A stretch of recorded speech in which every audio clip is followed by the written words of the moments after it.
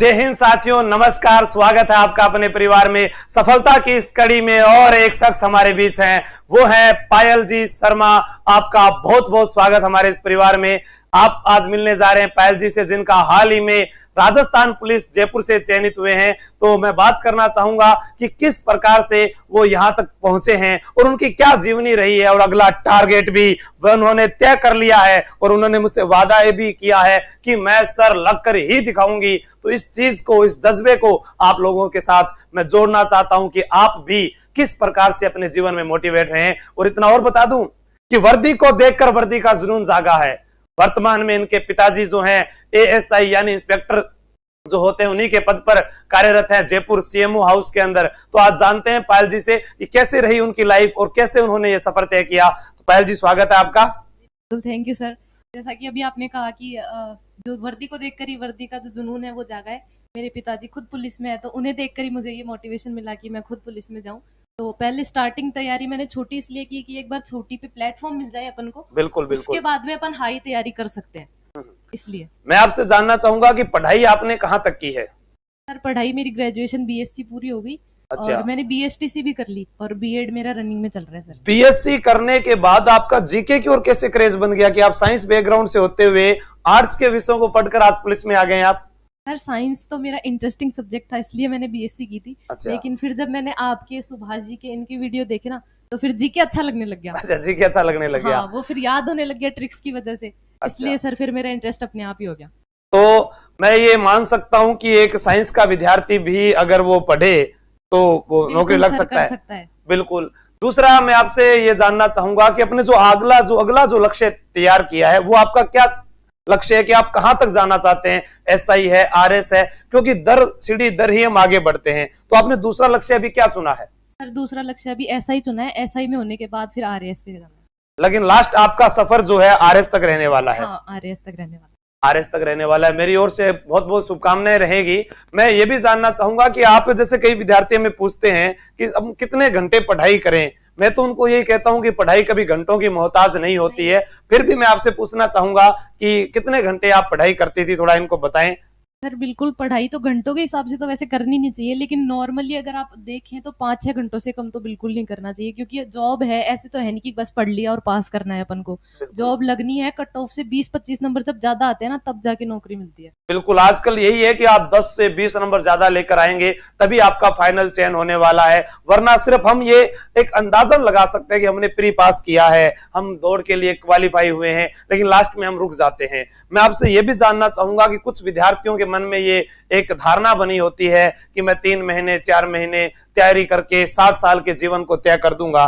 तो मैं आपसे पूछना चाहूंगा कि आपकी तैयारी कितने वर्षों से चल रही है या कितने महीनों से चल रही है? आपके पिता ने आपको कब से ये तैयारी करने के लिए शुरुआत की, बताइएगा। सर तैयारी 3-4 महीनों में तो हो ही नहीं सकती। एक बार भी सिलेबस पूरा नहीं होता, रिवीजन तो दूर की बात है। और मैंने तैयारी जो पिछली बार पुलिस की पेपर हुई थी, 2019 में फॉर्म भरे थे, 2020 में पेपर हुए थे, तब सर मैंने तैयारी की थी। लेकिन मेरी तैयारी उतनी अच्छी नहीं थी, इसलिए मेरा उसमें तो नहीं हुआ था। जोधपुर सेंटर आया था मेरा। अच्छा। और फिर अब की बार जब दोबारा फॉर्म भरे, तब मैंने उस दिन से ही तैयारी चालू कर दी थी कि अब की बार जो होगी उसमें तो करना ही करना है। उसके अंदर तो क्वालिफाई करना ही करना है, चाहे कुछ भी हो जाए। अच्छा। इसके अंदर जैसे आपने मुझे बताया कि आपके पिताजी जब हैं वो ड्यूटी पर होते हैं और उन्होंने भी आपको बहुत बहुत मोटिवेट किया है, हमेशा आगे बढ़ने के लिए प्रेरित किया है। आपके भाई हैं जो भी रीट की तैयारी कर रहे हैं, उन्होंने भी अभी वादा किया, वो ही अभी सामने वीडियो बना रहे हैं। हाँ, तो हम उसको आपको दिखा नहीं पाएंगे, लेकिन जब फाइनल सिलेक्शन होगा, जब मैं आपको जरूर उनसे मिलाऊंगा। फाइनल सिलेक्शन पर आप इनके भाई से भी मिलेंगे। उन्होंने वादा किया है कि फरवरी में सर मैं भी मिठाई लेकर आऊंगा, और ये उन्होंने वादा किया है। तो आपके पिताजी कैसे वीडियो देखते, मतलब इन वीडियो को क्यों देखते थे, जबकि वो तो थानेदार बने हुए हैं? फिर भी उनकी रुचि कैसे बनी, उनके बारे में आप कुछ कहेंगे कि आपके पिताजी को इतना इंटरेस्ट कैसे आया? सर उन्होंने मेरे से पूछा था कि तुझे आगे करना क्या है। हाँ। तब मैंने बोला था कि मेरे को भी पुलिस में ही जाना है। अच्छा। तब वो बोलते थे कि एक बार फिक्स तो कर ले कि तेरे को पढ़ना किससे है। बिल्कुल। तब मैं भी यूट्यूब पे सर्च कर रही थी और वो भी मेरे लिए ही कर रहे थे। अच्छा। तब आपके वीडियो, सुभाष जी सर के वीडियो, फिर उन्होंने टेलीग्राम पे भी ज्वाइन कर लिया। ऐसे करके वो सारे वीडियोस आपके देखते हैं सर। अच्छा, बहुत बहुत मैं धन्यवाद देता हूँ पिताजी को भी। थानेदार साहब, आप भी वीडियो देखते हैं और बहुत अच्छा लगा, क्योंकि जीवन में कोई भी चीज आप कार्य करते हैं, आप दूसरे को एक बार सिर्फ मोटिवेट कीजिए, वह इंसान आगे बढ़ेगा। जैसे मैं आपको कई बार कहता हूं कि पहाड़ों से निकलने वाली नदियों ने आज तक नहीं पूछा कि उनकी मंजिल कहां पर है, वो अपना रास्ता खुद बनाती है। एक बार विद्यार्थी को यह बता दिया जाए जीवन में कि वह इस चीज को पढ़े और इस चीज को पढ़े और तब तक पढ़े जब तक अंतिम चयन नहीं हो जाता, वह कभी भी असफल नहीं हो सकता। उसके अंदर वो एक जुनून होना चाहिए पढ़ने के लिए, एक वो कहते हैं ना अपनी आग उगलनी चाहिए। वो मैंने कई बार कहा है कि मेरे सीने में ना सही तेरे सीने में ही सही, वो कहीं भी ये आग पर ये आग जलनी चाहिए। आपके बैठने की एक जो कहते हैं क्या क्षमता कितनी होनी चाहिए, वो आप में कम से कम 10 घंटे बैठने की, 8 घंटे बैठने की। घर पर अगर आप तैयारी कर रहे हैं, अगर आप कोचिंग में आकर तैयारी कर रहे हैं, जैसे हमारे पास यहाँ पाठशाला क्लासेस में ऑफलाइन विद्यार्थी पढ़ रहे हैं, ऑनलाइन तैयारी कर लो ऐप के ऊपर, हजारों नहीं लाखों की संख्या में तैयारी कर लो ऐप ने, जो घर घर के अंदर जाकर हमने क्रांति जगाई। वहां पर जाकर जो विद्यार्थी बैठकर पढ़ाई कर रहे हैं, तो मैं उनसे कई बार जब लाइव रात को 9 बजे वाली क्लास, शायद आपने भी वही सबसे ज्यादा ली होगी, 9 बजे वाली क्लास जो है वो जो आपके लिए वो जीके का डर है या भूगोल, इतिहास, कला, संस्कृति, current affair, India history, world geography, जो भी आप चीज सीखना चाहते हैं वो उस क्लास में आपको देखने को मिलता है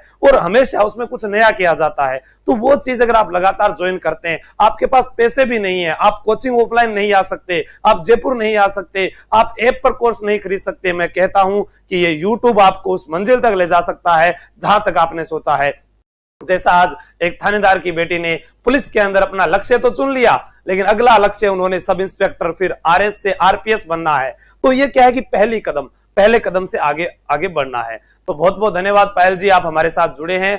और अंतिम संदेश आप इन हमारे युवा साथियों को क्या देना चाहेंगे, जल्दी से बताएं। अंतिम संदेश तो यही है सर कि जब आपके बहाने आपके सपनों के आगे छोटे हो जाएंगे ना, तभी आपको सफलता मिल सकती है। आपको अपने अंदर एक जुनून रखना है कि हाँ मुझे कुछ करना है, मेरे पेरेंट्स ने मेरे लिए कितना कुछ किया है, वो सब आपको याद रखना पड़ेगा, तब जाके आप पास हो सकते हो। आपको जो करना है वो सब आप कर सकते हो। बिल्कुल, सघन वन अंधेरी रात, मूक निमंत्रण चलना है, अभी विश्राम कहाँ बहुत देर तक चलना है। जय हिंद, जय भारत।